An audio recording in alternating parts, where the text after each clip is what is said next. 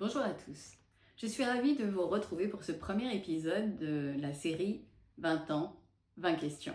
Pour ce premier épisode, j'ai choisi de vous parler de Bertrand, qui se posait la question de savoir s'il devait ou non donner de la place dans les décisions à son équipe. C'est une question effectivement qui se trouve au cœur de chacun des accompagnements que j'ai eu la joie de faire depuis 20 ans. Parce que quand on parle de collaboration, c'est d'abord un choix personnel du dirigeant que d'impliquer ses équipes au-delà de la simple appropriation et de la simple exécution des tâches demandées. Et ce choix comporte des opportunités et des risques, comme tout choix d'ailleurs. Dans les opportunités, il y a bien sûr le fait de ne plus avoir autant de sentiments de solitude face aux décisions, le fait de pouvoir échanger, partager avant de prendre une décision.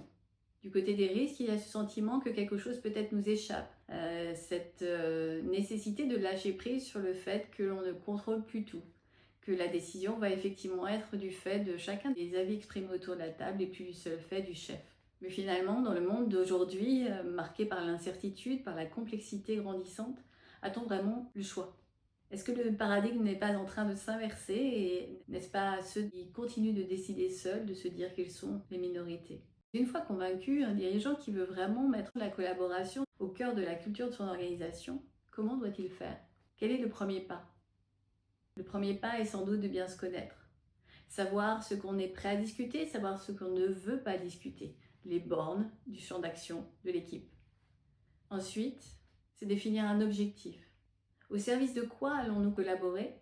Enfin, c'est créer les conditions pour que la confiance, le non-jugement et le partage soient au cœur des réunions à chaque fois que l'équipe se rencontre. Et cela ne peut pas être juste une théorie, une volonté, un principe énoncé. Cela se voit concrètement dans la manière dont sont menées les réunions et dans la manière dont chacun s'exprime, dont chacun s'écoute. Un certain nombre des conditions de la collaboration sont déjà connues de tous. Un agenda bien sûr, une durée de réunion et un animateur. Mais au-delà de ces basiques, il y a un état d'esprit.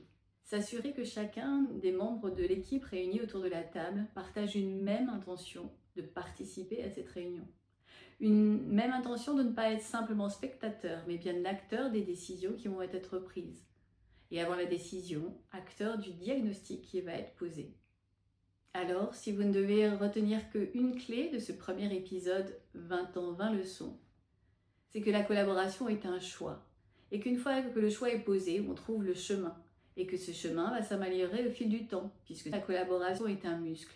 Plus on le pratique, plus on l'entraîne, et plus il est fort. Alors, avez-vous envie de collaborer ? Rendez-vous la semaine prochaine.